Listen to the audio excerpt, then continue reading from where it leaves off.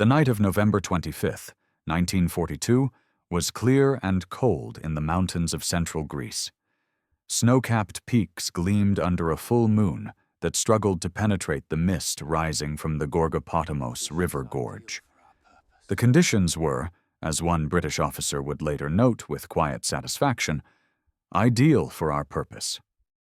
In the hours that followed, 138 men, 12 British commandos, and approximately 150 Greek resistance fighters from two bitterly opposing factions would come together to execute what the Allies desperately needed.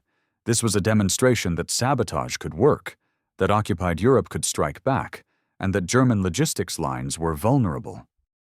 By dawn, the Gorgopotamos viaduct would be reduced to twisted steel and shattered stone. Its three great spans collapsed into the gorge below. The repercussions would echo across the Mediterranean, up the command chains of the Axis powers, and across occupied Europe, where resistance fighters were watching to see if such bold operations were even possible. In the months to come, German planners in Berlin would attribute losses of over 2,000 supply trains to this single night of destruction. For the British and for the Greek resistance, it marked the beginning of an unconventional war, one that would prove far more consequential than almost anyone anticipated. When historians discuss the North African campaign of 1942, they focus on the great battles, Gazala, Mersa Matruh, and the pivotal Second Battle of El Alamein, where Montgomery finally halted Rommel's advance toward Alexandria. But long before those decisive clashes, a quieter war was being fought, a war of supply lines, railways, and the endless streams of trucks, ammunition, and fuel that keep armies alive in the desert. For the German Afrika Korps under Erwin Rommel, the critical link in this supply chain ran through Greece, a territory conquered but never fully pacified. The heart of this logistics network was the railway line connecting Athens with Thessaloniki, a journey of some 384 kilometers through mountainous terrain that linked the ports and supply depots of occupied Greece to the Mediterranean shipping lanes that led to North Africa. Every day, approximately 48 German freight trains rumbled across this route, carrying not just supplies, but the lifeblood of the Afrika Korps, ammunition, spare parts, fuel, and food. The trains that crossed the Gorgopotamos viaduct, a massive 211-meter iron structure suspended 30 meters above the rocky riverbed, represented perhaps the single most critical choke point in this system. When SOE planners in Cairo began mapping out potential sabotage targets in the summer of 1942, they understood this perfectly. They were not looking for symbolic victories. They were hunting for pressure points, places where minimal effort could create maximum disruption. The railway line through Greece offered several such opportunities. 3 viaducts in particular came under consideration, at Gorgopotamos, at Asopos, and at Papadia, all located within a few miles of each other in the Bralos area. Of these, the Asopos bridge would have been preferable. It was longer and more complex to rebuild. But Gorgopotamos was selected for one brutal reason. It was the most accessible given the terrain, the known resistance movements in the area, and the resources available. Lieutenant Colonel Edmund Charles Wolfe Myers, known throughout the Middle East Command as Eddie Myers, was handed command of this operation. He was, according to his second-in-command, Major Chris Woodhouse, the only parachute-trained professional sapper officer in the Middle East. This was not a minor distinction. Myers had served as an engineer officer in the Royal Engineers and possessed the technical expertise to plan a demolition operation of this magnitude. More importantly, he had the temperament for it, a combination of meticulous planning and the kind of cool decisiveness that kept men alive under fire. From the moment Myers and his team parachuted into Greece in late September 1942, the operation descended into the kind of chaos that only occupied territory under multiple competing resistance movements can produce. The plan itself was straightforward enough. Myers would land in the mountains with a small team of specialists, link up with the Greek resistance, coordinate the assault, blow the bridge, and extract. The execution proved far messier. The first problem was geographic. When Myers signaled for the parachute drop on September 28-29, conditions at the designated drop zone were unfavorable. The signal fires that should have guided the aircraft were not lit, a communication failure between SOE Cairo and the resistance on the ground. The drop was canceled.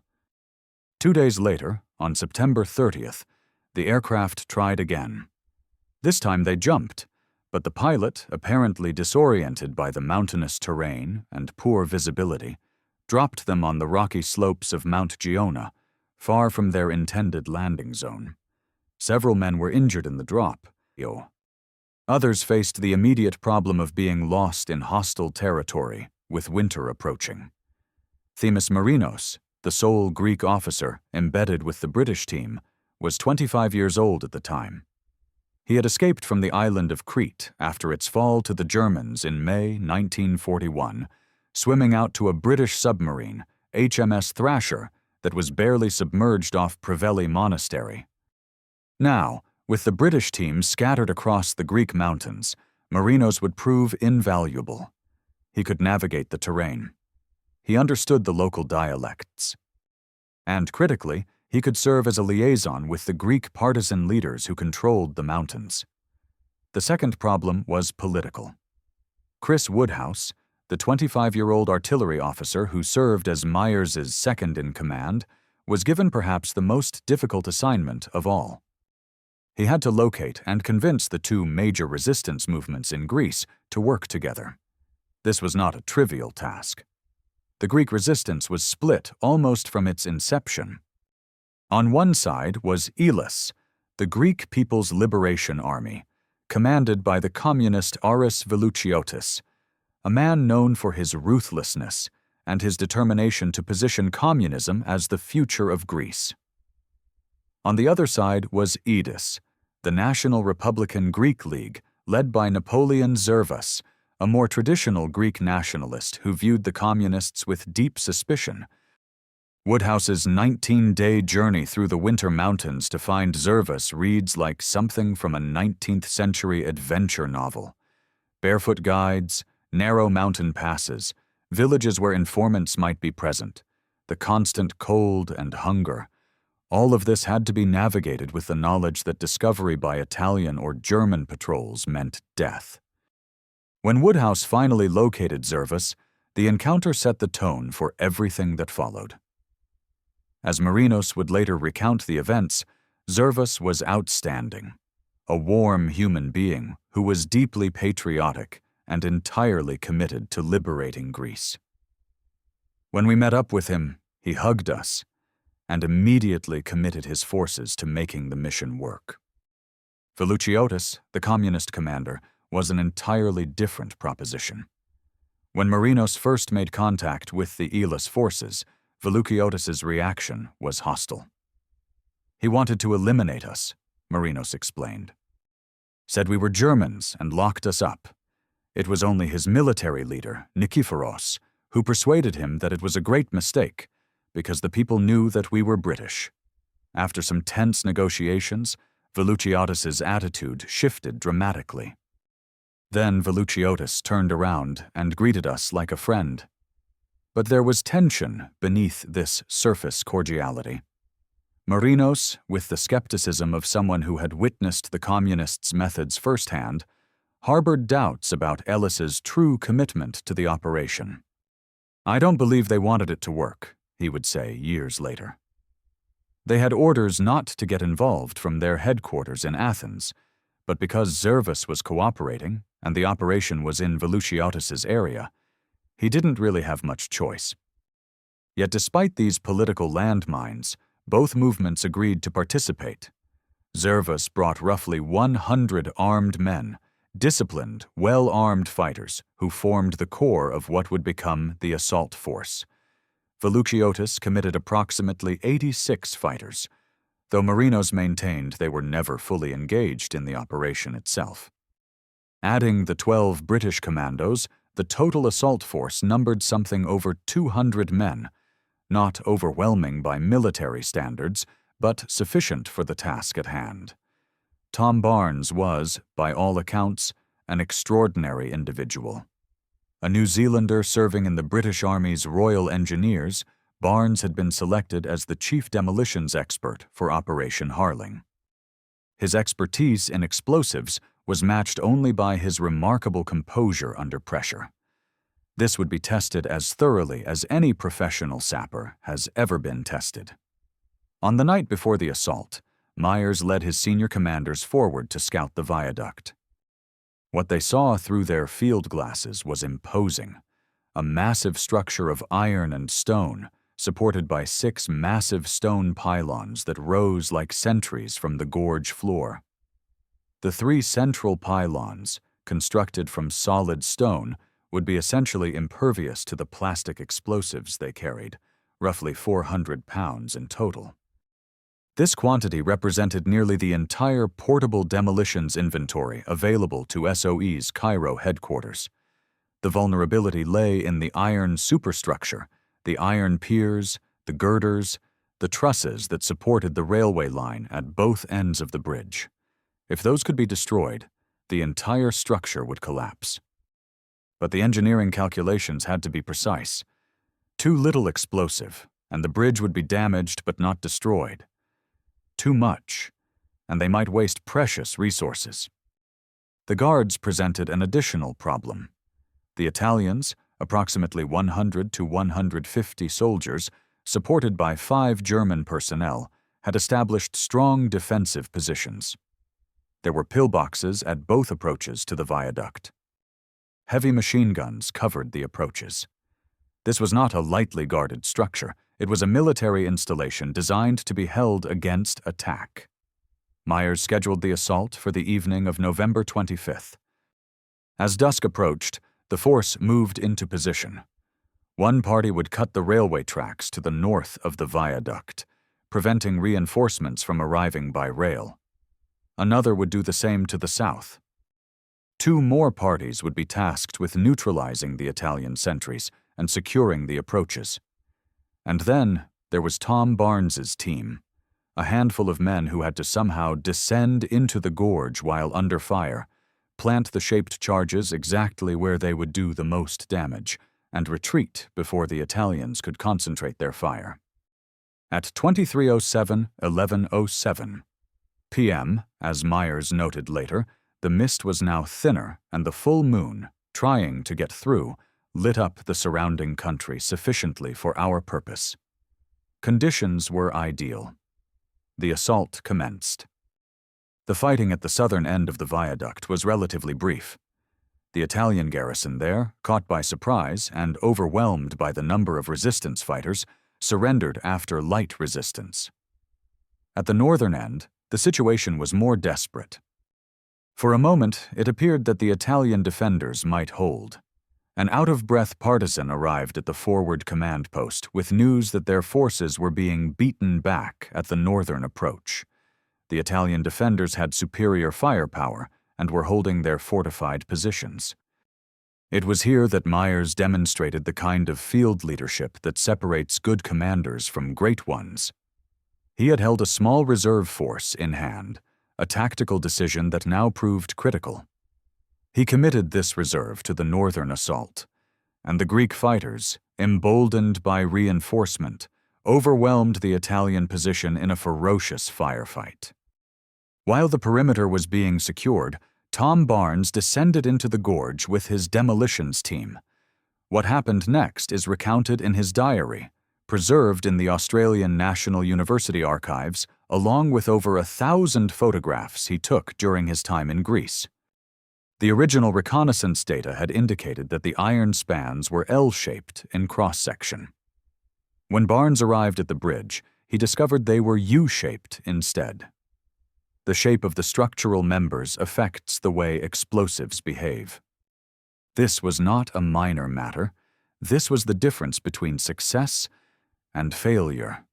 Under fire, with Italian machine guns spraying the gorge and time running out, Tom Barnes did what extraordinary men do. He did the mathematics in his head. He recalculated the charge placement, the explosive masses, the angles of detonation. He and his team rearranged the previously prepared charges, setting them precisely where they would do maximum damage. At 01:30 on November 26th, the first charge detonated. It was substantial, a tremendous explosion that shook the gorge and sent debris hurtling through the air, but it had not been entirely successful. The first blast had damaged portions of the structure, but the bridge still stood. There was no time to hesitate. Barnes and his team readied a second set of charges. At 02:21, just 51 minutes later, the second charge detonated. What happened next was captured in Myers's own account, written years later. Flattened out against the ground, they were shaken by the sudden tremendous blast and by the thousands of pieces of red-hot metal flying in all directions. Myers himself, who had crept even closer to the viaduct despite the danger, witnessed the moment of triumph. I saw one of the 70-foot steel spans lift into the air and, oh what joy, drop down into the gorge below in a rending crash of breaking and bending steelwork. By the time dawn broke, it was over. The bridge had been destroyed. 3 of its 4 major spans had collapsed into the gorge. The railway line was severed. And remarkably, almost miraculously, all 12 British commandos had survived.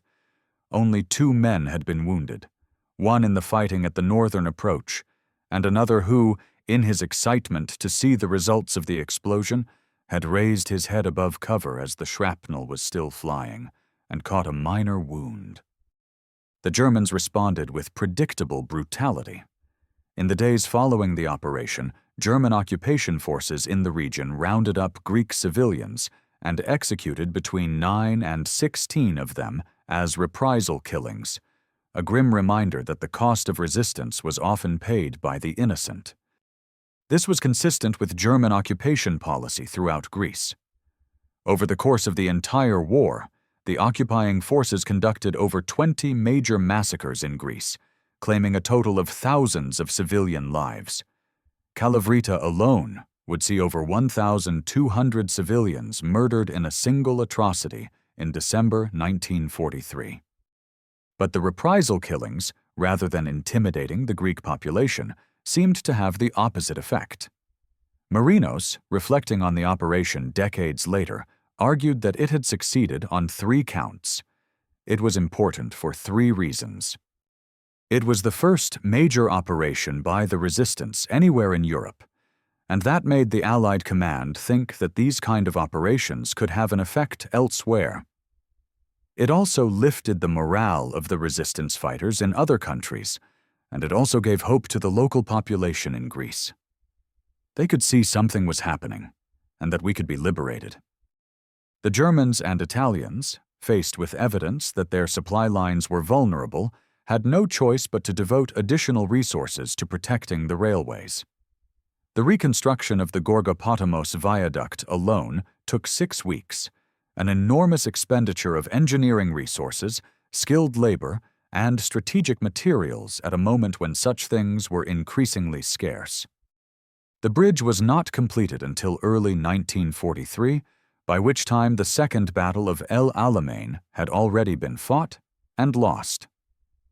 Rommel, having been defeated in North Africa, was in full retreat. The official history of the operation would credit the sabotage with causing the loss of over 2,000 supply trains during the critical period when Rommel was trying to maintain his position in North Africa. Whether the bridge destruction was directly responsible for Rommel's defeat is a matter of historical debate. Some scholars argue the role has been exaggerated, others that it was decisive in depriving Rommel of critical supplies at a crucial moment. But there is no debate about one thing: it worked. It proved that sabotage, coordinated resistance, and unconventional warfare could achieve strategic results. For many decades, the operation faded into relative obscurity in the English-speaking world. In Greece, however, it remained a matter of enduring national importance. November 25th was established as a national holiday, the Day of Celebration of Resistance, in 1982, marking the annual commemoration of the bridge's destruction. Every year, Greek political leaders, resistance veterans, and commemorative events gathered at the site of the viaduct to remember the operation. Themis Marinos lived to see many of these commemorations. He had remained in Greece after the bridge operation, continuing to work with the resistance, coordinating partisan activities in western Greece with his old commander, Napoleon Zervas.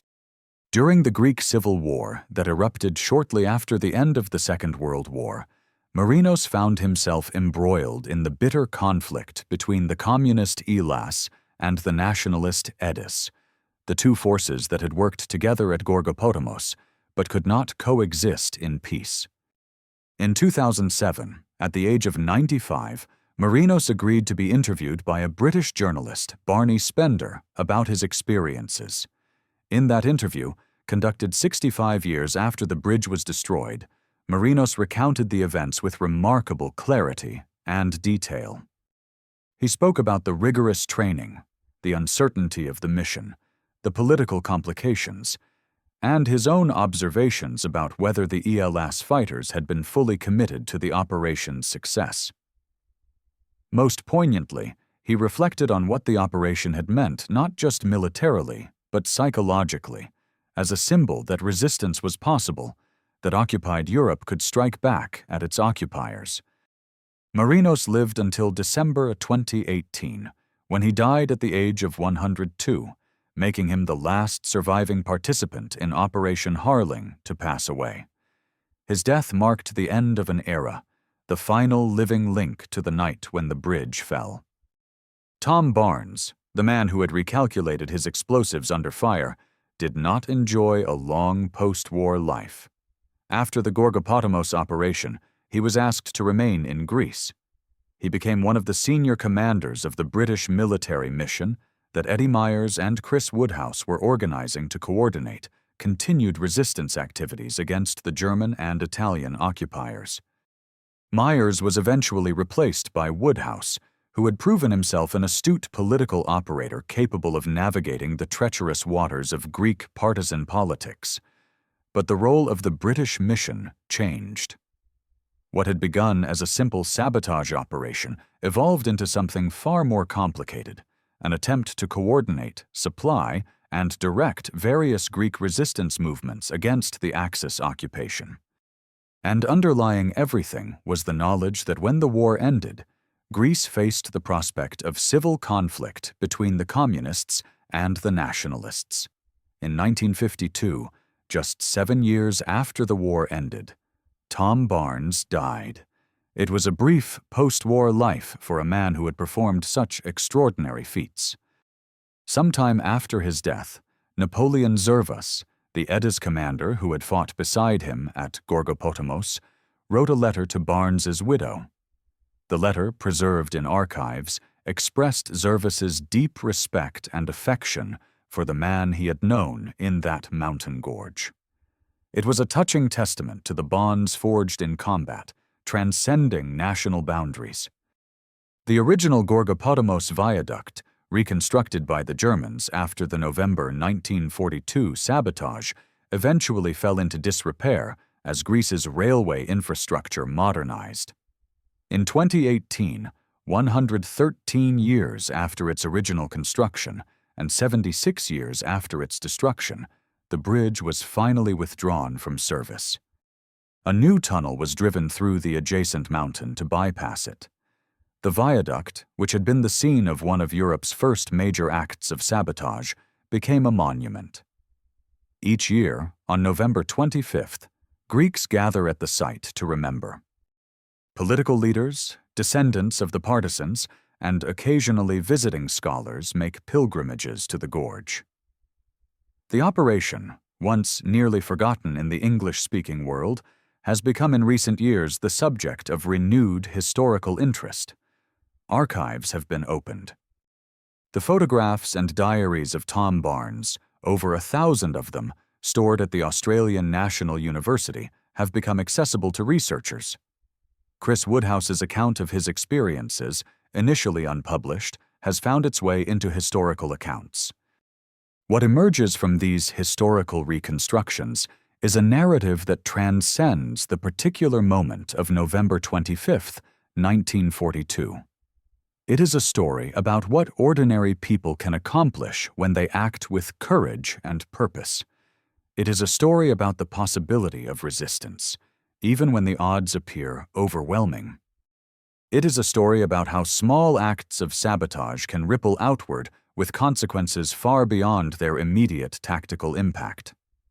Eddie Myers, who survived the war and lived until 1997, would establish himself as a significant military engineer. Chris Woodhouse became a historian, eventually writing multiple accounts of his Greek experiences. Themis Marinos became a symbol of Greek resistance, and Tom Barnes, though his life was cut short, left behind a photographic and documentary record of an era that might otherwise have been lost to memory. The Gorgopotamos viaduct was never strategically decisive in the way some accounts have suggested. Rommel was defeated at El Alamein due to factors that extended far beyond any single sabotage operation.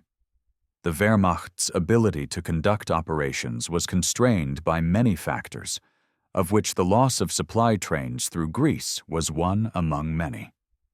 What the operation did accomplish, however, was something perhaps more important than immediate tactical results. It demonstrated that coordinated professional resistance was possible. It showed that ordinary soldiers and partisan fighters, working together despite political differences, could achieve extraordinary results. In the darkness of occupied Europe, with Nazi and fascist regimes seemingly invincible, the destruction of the Gorgopotamos Bridge on November 25, 1942, was a symbol. Perhaps the most powerful symbol yet that the occupation could be resisted, that the occupiers could be hurt, that hope was not entirely extinguished.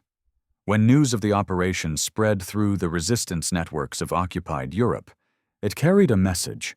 If Greek partisans and British commandos could do this, perhaps it could be done elsewhere. That message would resonate across the continent. In the months and years that followed, sabotage operations would multiply. Some would succeed spectacularly, others would fail at great cost. But the template had been established.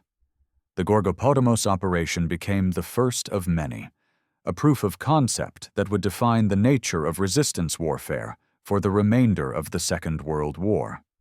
Today, as we look back at that night in November 1942, we see more than a military operation. We see an example of what can be accomplished when different factions, setting aside their differences, however temporarily, work toward a common goal. We see the courage of ordinary men, British commandos, Greek partisans, a young second lieutenant who swam to a submarine under fire. We see the face of resistance itself. The bridge has been rebuilt and eventually retired. The men who built it, destroyed it, and fought for it are nearly all gone now. But the memory remains, celebrated every November 25th in Greece, studied in military academies, and preserved in the archives of multiple nations. The Gorgopotamos operation endures as a testament to what human beings can accomplish when they act with determination, courage, and unity of purpose against seemingly impossible odds.